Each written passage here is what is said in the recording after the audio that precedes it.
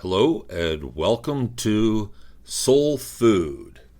Food and fuel for your soul and your everyday life, deliberately creating the best life ever. And I'm your host, Kenton David Bell. So in this work, we take on the idea that we literally create it all. Because in truth, we do. We have to take on what I call the universal mindset. And what I mean by that, the way I define universal mindset, it is the mindset of knowing that we are working with Creator and creation energy with our thoughts, with our emotions, consciously, you see.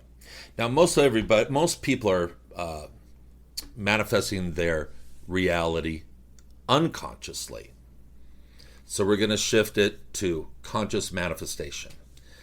One of the requisites for knowing that you're the creator of your reality is taking responsibility for it. And we don't mean responsibility in a heavy, arduous way. It's more like, hey, look at that thing I'm experiencing right now, whether it's labeled with a value of good or bad or happy or sad or whatever, is an experience that you are creating through the universal current for your life experience. Now, this work differs a little bit than a lot of the law of attraction teachings. And how it differs is I have an extensive background as a healer. I had a spontaneous Kundalini awakening in the mid-90s. And from that, I immediately started seeing the chakras, the energy field. I could sense what was going on with other people, their issues, their imbalances, their illnesses, their sicknesses that were developing in their energy field and body, even before they knew it. And it was very, my awakening was very abrupt. It came on literally one day.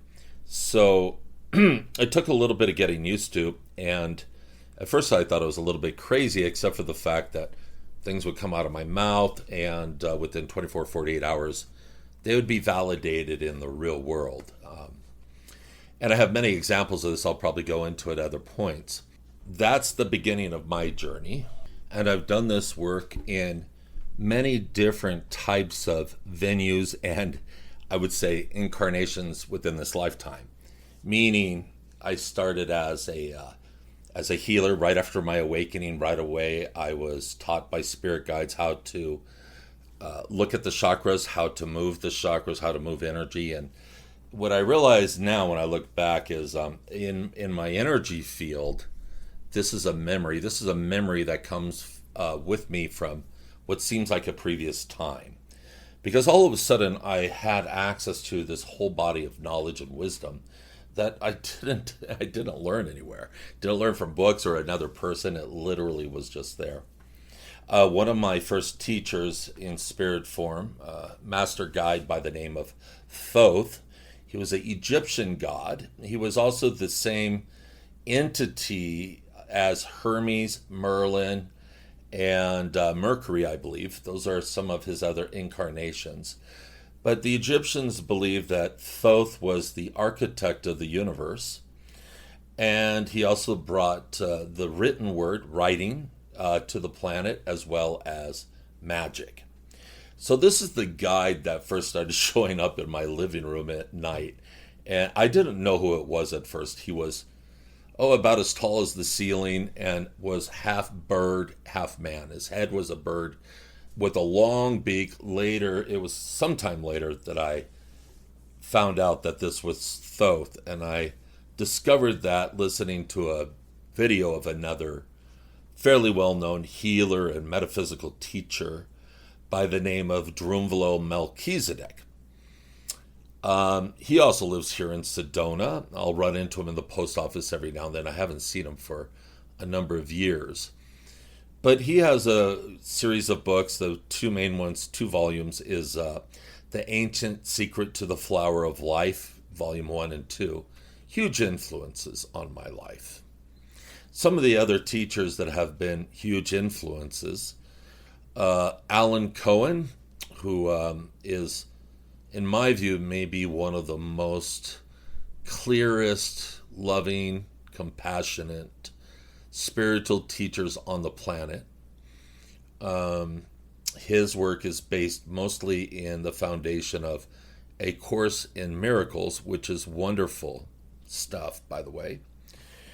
Carolyn Mace has had a lot of influence on me, so has Deepak Chopra, and some others as well. I've also studied with, for a short period of time, with Barbara Ann Brennan, the author of the very well-known book Hands of Light and Core Light Healing. Core Light Healing book is one of the best books for a healer, I believe. It's worth its weight in gold as far as I'm concerned. And we'll get into that probably way down in the series. It's a much more advanced topic and level of healing, but also one that is incredibly needed on the planet at this time. So, in my work, we observe the 7 main chakras, 1st through 7, starting at the root, at the base of the spine, all the way to the crown. Now, there's literally thousands of chakras in the body, but it would take years and years and years, or actually lifetimes, to go through it all and to teach it. But what we're doing is breaking it down to 7 sections. And in that 7 sections, we're also breaking it down to the auric field and the 7 layers in the field, from the etheric template, which is the one closest to the body. This one is one that a lot of people can see most of the time very easily. It's kind of a bluish hueish, kind of a blue hue around the body. Sometimes if you're watching a speaker on the stage, or somebody in your living room maybe, and you relax your eyes and you're very relaxed, you'll see kind of a blue haze around the person. Kind of looks electric sometimes, depending on the person's energy field. And then all the way to the etheric template of the causal level, which correlates to the crown chakra. And this is where our thoughts and feelings and the universal current, which is what I call source energy, begin to merge together, and that's where we begin to create the manifestations that show up in our day-to-day life.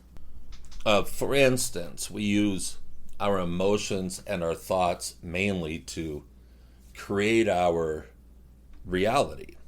So it's our thoughts and how we feel about those thoughts that come into alignment with the universal current, that's the seeding point where our manifestations begin to happen, begin to take on life. I'm a big fan of the Abraham material. They would call it coming into your vortex. Many of you are familiar with that, I'm sure. And I'll use the term universal current. That's how it's shown up for me. That's how my guidance talks about it. As a matter of fact, we will be over here channeling the universal current. The universal current is the energy and intelligence that flows through everything in this local universe on this planet. So everything that you are experiencing from yourself, from your own consciousness, observing and experiencing life, to all the life outside of you as well. All of this is created through the universal current, which is creation energy, intelligence, and love. It's basically God energy coming here to create itself and have the experience. I believe that we are source, we are God, we are the divine. Just like in the Bible it says, made in the image of. I believe that we are young gods in training in many ways. We are the most powerful creative beings in this universe. Therefore, nothing, truly nothing, has power over us unless we give away our power, unless we allow it to, unless we create the illusion that we're giving our power up, or that something has power over us. I do not believe in the dynamic of good and evil. I believe what evil is, how it shows up, is really the illusion of not being in connection with source. So evil is a man-made, a human-made idea and concept that stems from the illusion of not being connected to your source. And there's a lot of it on this planet. We're going to go through, eventually, all of the layers of the field to help bring the healing keys for each layer to you to share them and how to use them. The reason for going through the different layers of the field is that it will begin to bring you new awareness in who you are. For instance, just even the emotional body. How many of you actually spend time with your emotional body? How many of you think that if you're having an emotion, that emotion is absolute information on what's going on in your world? Now, the emotional body is the second layer in the field. Correlates with the second chakra as well. These are lower chakras and lower aspects, more dense aspects of the energy field. And we're not putting a label on it as in good or bad, the lower levels versus the higher levels. But just keep in mind, the lower levels are more dense, and as we move up the chakra system, they become less dense and more connected to spirit. The lower chakras experience the manifestations in day-to-day life that have already happened.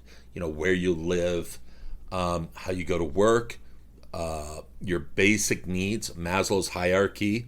Most of Maslow's hierarchy is covered in the first chakra. It's about survival, connection to the planet.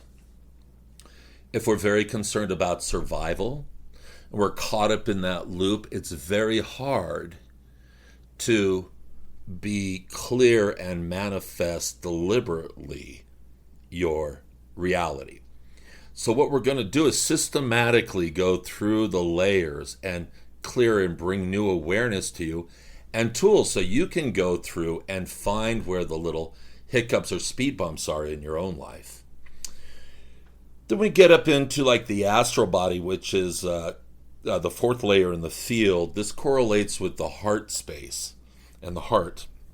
I love the astral. I think it's one of the most interesting layers in the human energy field. It is my belief, but not just mine, but other people who do work similar to this, that really all conflicts, all wars on our planet throughout our history are a result of not navigating the astral field correctly. So the astral field and the astral plane, the astral body, I kind of describe as, you know, when you're a kid and you have a you have a monster under the bed or in the closet. That's usually a result of something stemming from the astral. For me, it was the wizard in the closet. That was my monster. I had a wizard in the closet, and I'll go into that later on in the series probably, but it turned out to be me as an adult coming back to me as a child checking up on me. Yeah, it sounds bizarre, but there's a lot of non-logical, strange metaphysical stories that I will share with you that, whether true or not, they're all true to me. But they're all part of my spiritual path and my learning. The information that comes through here, while most of it is universal laws, I would say, also there's information that comes through that is pertinent to that moment. But as we transcend consciousness into higher realms, some of the laws that apply in certain lower realms do not apply in the higher realms, and vice versa. So each layer of the field also represents a dimensional aspect of who we are. So we're kind of looking through 7 dimensions here as well, 1st through 7. And the higher up we get, like when you get into the 7th dimension and you're real clear there and you're sitting in that, from the 5th to the 7th, you're pretty much manifesting consciously your reality. You start to see that there's a correlation between your thoughts and what shows up. I'm going to be breaking down each of these classrooms to 3 or 4 segments, each approximately 15 to 20 minutes and not more than that. And the reason for that is mostly our attention span these days is not so great. And I find it's good to take some in, let it digest, integrate it, and then you can go on to the next. You can always go back, or you can listen to it all at once. You can binge listen if you want, to hours and hours and hours if you want. And then you also have the ability to go back and pick specific segments so that you can brush up on what we're talking about, integrate some more wisdom and knowledge, and so on. So that's how we're going to go. This is the end of the first segment of the first classroom. There'll be more segments in this classroom next. Thank you very much. I look forward to our journey together. I am Kenton David Bell, and I'm looking forward. This is segment 2. And we're going to go into a kind of a brief overview of the work and my perspective and how I'm framing and structuring the work for you. So once again, this is about deliberate creation, but it's not just about that. This is also about your soul's specific expression. Why your soul, why that part of you that we call as soul, came here to the planet to have its experience. And it is my belief that we come here and we're learning one, maybe two. I really haven't met anybody yet who's learning more than 2 things, it seems. And this is what we would also call our truth and purpose, falls under that umbrella. For instance, what I'm here learning about is power and authority are 2 of the main things I'm learning about. We could just call it power. And it's not about power over anybody else. It's about how to tap into real power. And you'll hear me talk about this in various ways. In this work, you'll hear me talk about the vertical versus the horizontal.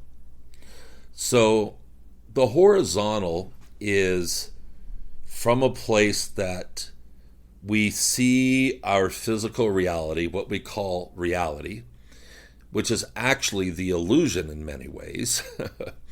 So it gets a little confusing here, but you'll stay with me, you'll get this. So the horizontal, when we look in the horizontal and we're operating from that without our awareness or clear flow and alignment with our universal current or higher self, what we do is when we reach for power, we're actually reaching for force. So we see something coming at us and we respond with force going at it. So another way to look at this is when we're first individuated into the world as a human being. And I'm going to speak in a psychological context here. When we're first individuated in our young adulthood, almost all of us see the world as something outside of us. We don't really see it as we have authorship or creative sway over what's happening at us. And even when we think of God or source or whatever you want to call it, most often this is thought of and experienced as something outside of us, something that's mysterious and not something that we are directly connected to, perhaps something we came from. But in general, we see God as something outside of us. Now, in this work, we see ourselves as part of the divine. And when you're first individuated into the world, this is also what we call a 3-dimensional view of things. Once again, when you reach for power, you reach for force. You see the physical experience, the physical reality, as being quite absolute. And you also see that you, or feel in that time, that you don't have creative license or creative sway over that. So in this work, though, we shift you from that into a higher vertical experience where you start to experience yourself as source. you start to experience the universal current working through you as a creative force, joining with your thoughts and emotions to create your reality. And you know you'll be having this experience when you start to notice that your thoughts manifest in the physical world. For instance, a very simple example that most of you have had is when you think of somebody, they call or text. Now, I have that happen multiple times a day, all the time. So I'm somehow feeling this, or even calling in or perceiving what's about to happen. I would say in this context that we're speaking in, it's not just a psychic premonition that some of you might think it is. It's actually a cooperative partnering with Source, with the universal current, and others to create that phenomena. So it's not just a psychic, oh, I get a sense somebody's calling, they call. I see it as more of a creative co-partnership with the universal current as well as with other individuals. One of my favorite exercises that I've been teaching for a long time is what I call the car color exercise. Now, it can work two ways. And what this goes to prove is that the universe does not distinguish between what you want and what you don't want. It only knows what you're focused on.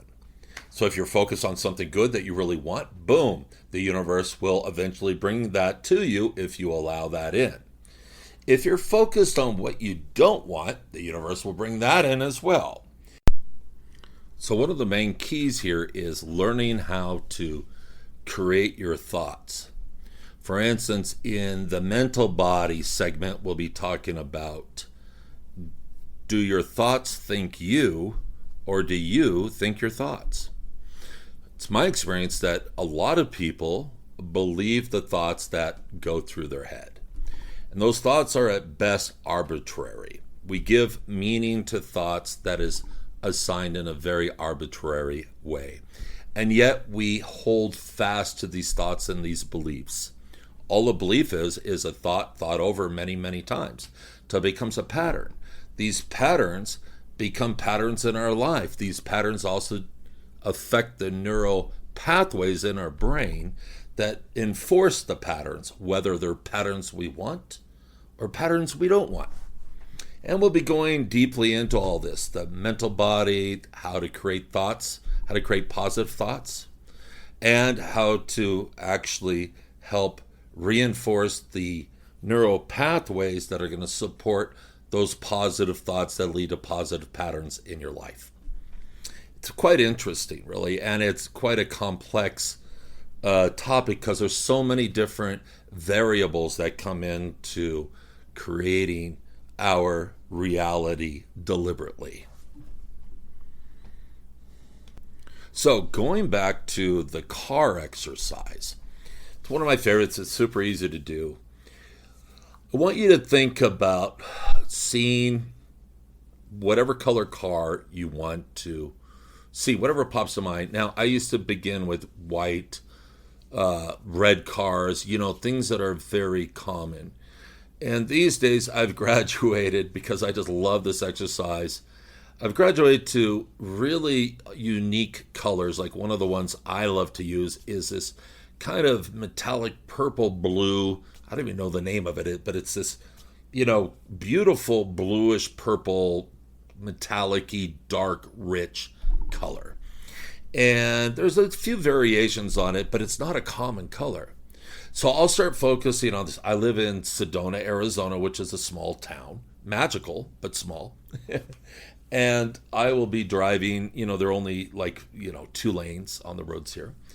And I'll be playing this exercise. I haven't done it for a number of months, but I remember last time I did it, I started seeing maybe 3 or 4 of these kind of unique colored cars out of every 10.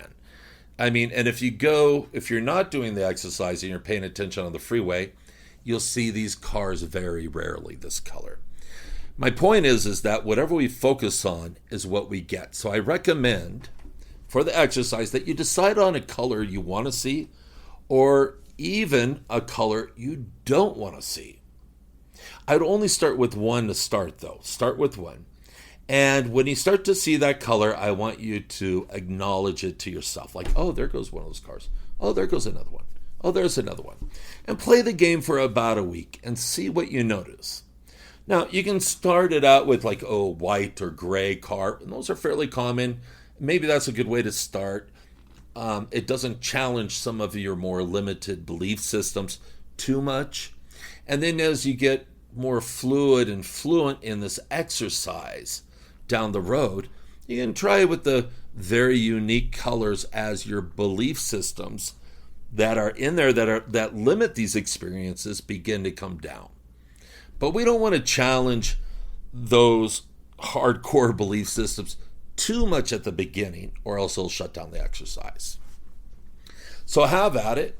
Go ahead and try that exercise and let me know what you think. Now, one of the other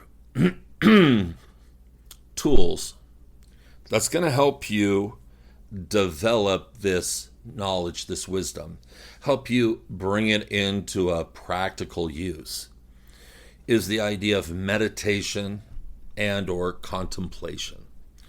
I find this to be very, very useful. We need it to calm the mind down. We need it to be able to align with our source, align with the universal current. We need that meditation time to clear the extraneous, those things that are not so important. And most of it isn't really. And to be able to get present. You cannot do this deliberate manifestation and deliberate creation unless you are truly present. Our power only lives in the present. We cannot be in the past. We cannot be in the future. We need to be embodied and in the present. This is very important. One of the other things that I would highly recommend, one of the other qualities, is trying to develop as much as you can of a happy, joyous attitude. The more we practice attitudes of gratitude, the more we come into a higher vibrational alignment. There's many who say it's like love or above. There's a vibrational chart about our thoughts and how we vibrate. There's a number of them out there in the world. But basically, feelings and emotions such as love, joy, gratitude, compassion, kindness, happiness, joy, ecstatic states of consciousness. These are the things that help us manifest, not just manifest, but actually manifest very powerfully and very quickly.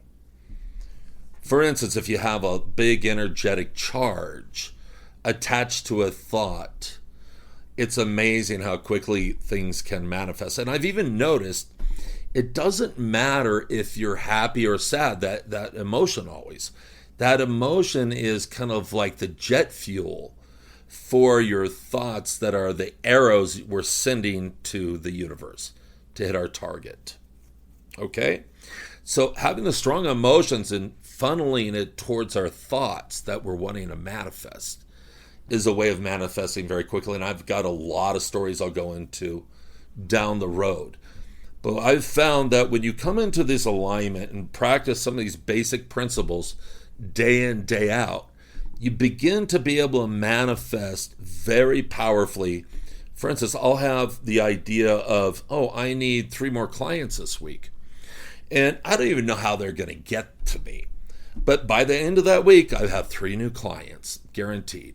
And I've been doing this for decades, and it happens all the time.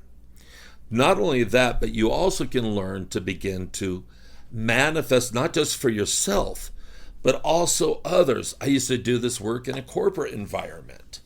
I was paid to help companies manifest more product, manifest more productivity, manifest a greater bottom line, greater profit. And it's amazing what can be done with this work. So this is just the beginning of this journey that we're taking together. And we'll move on to the next segment now. Thank you for joining me. Now, this is where we're going to talk about something a little bit different than just the deliberate creation. And that is your soul. Okay? So in this teaching, in this classroom, we are going to be talking about the soul. We're going to be talking about your alignment. We're going to be talking about your thoughts, your feelings, your manifestations. Pretty much all of us have had the experience of certain patterns going particular ways, whether it's what we want or what we don't want.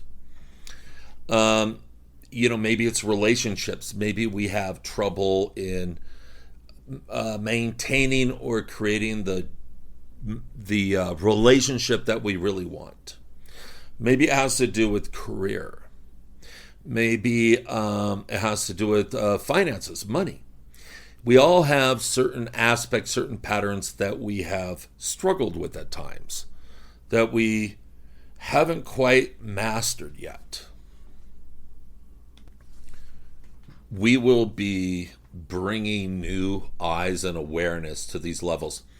Often the soul's energy will maybe even prevent us from moving forward in a particular way because it's trying to get our attention, and we need to learn something that is previously not known for us.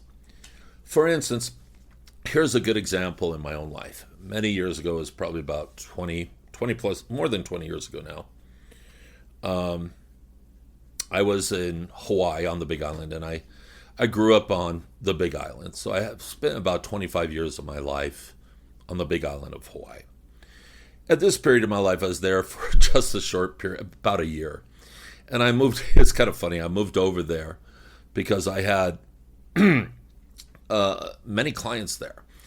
And I got there, and in that year, I only saw one of the clients. It was just this really crazy time, and it wasn't a fit for me, but I didn't know it at the time. I was following the logic and not my higher intuition. Since then, I've learned a lot, and now I pretty much only follow my higher intuition. And I find that never fails me, where the logic mind often does. So that's like one example. Another example for my life is I was on this retreat one time in that year, about I think it was right before the year 2000, right about that time. And I was on a little retreat in the volcano, doing a spiritual retreat on my own. It was the second day I was there. I'll never forget this. And I got in the car to go to the little village to buy some supplies. And I'd been meditating that morning, and there was this strange, funky feeling I was getting. And I didn't really like it. It made me feel uncomfortable. And I felt all my spirit guides around me, and they were pushing in. And I'll never forget this. I get in the car before I start the ignition, and I said, okay, what is that feeling I'm getting? And in this very deep, fatherly, serious voice in my head, I heard, humility. And I kind of just like, ugh. I didn't want that. I didn't like the feeling of humility. And little did I know at that moment that this was one of the keys for unlocking some of my soul's learning around the idea of power and authority. So for me, power and authority is about my own authority, not having other people's authority bleed into my world.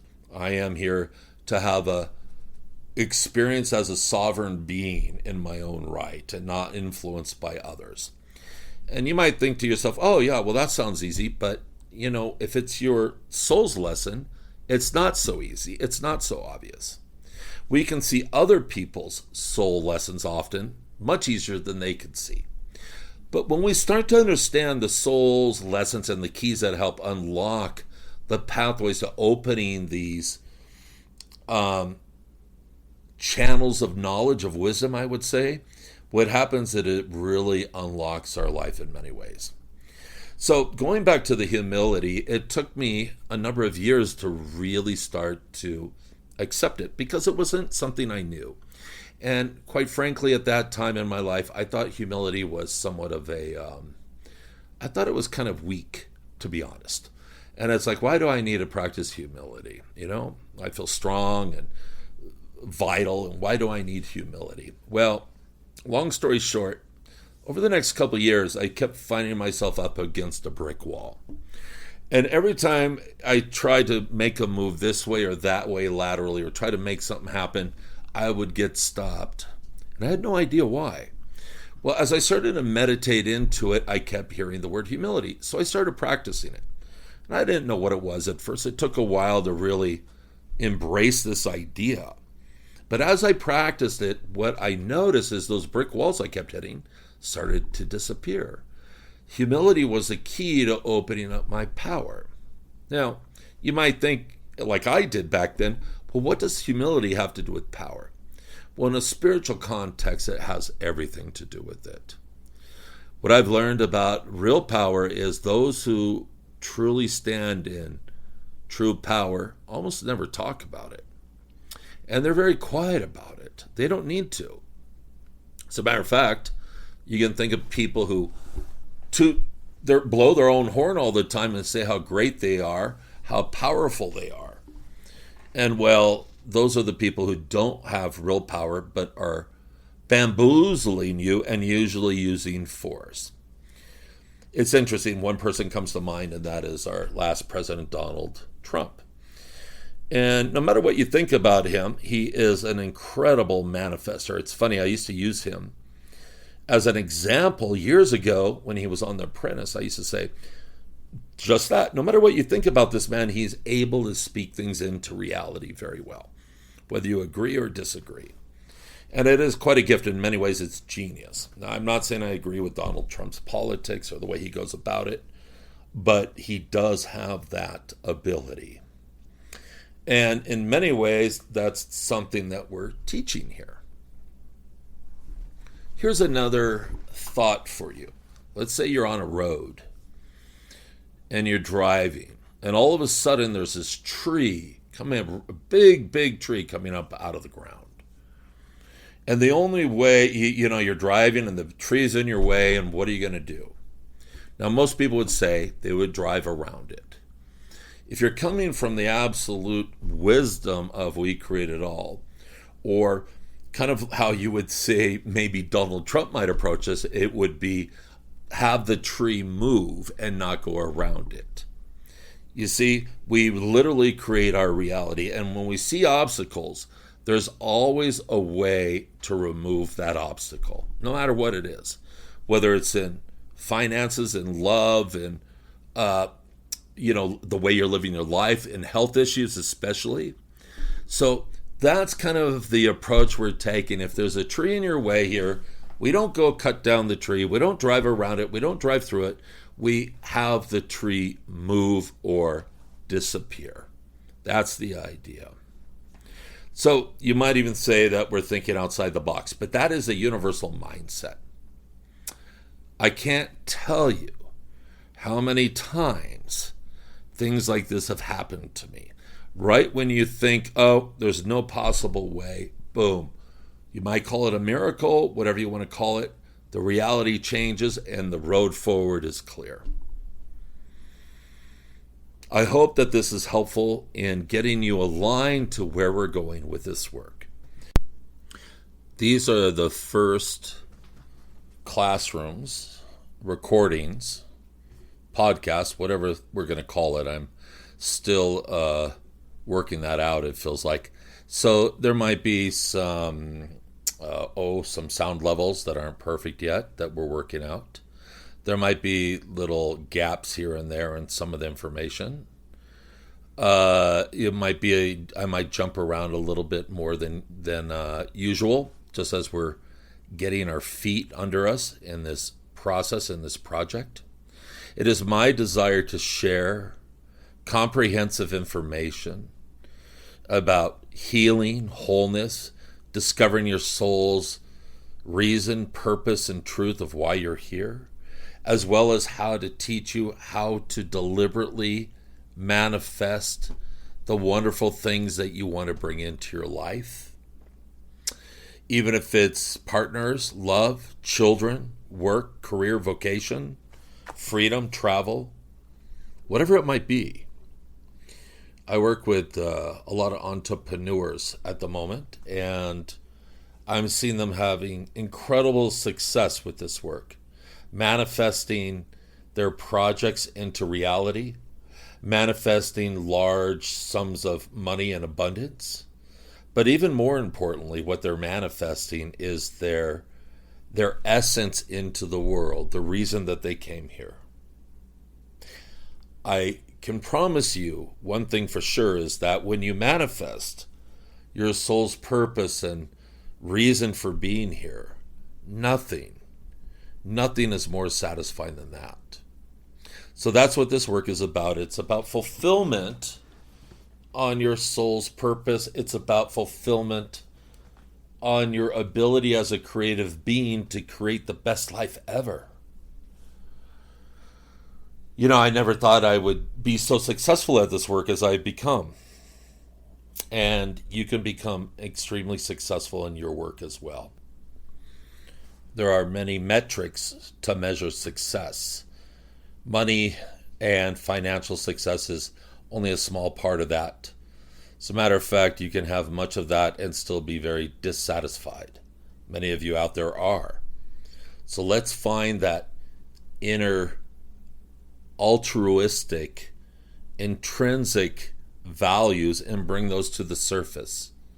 That's what's going to make you very happy and satisfied with life. The money, the rewards, the bounty, that's just icing on the cake. Okay, thank you for joining me. I look forward to our next classroom. Keep looking forward.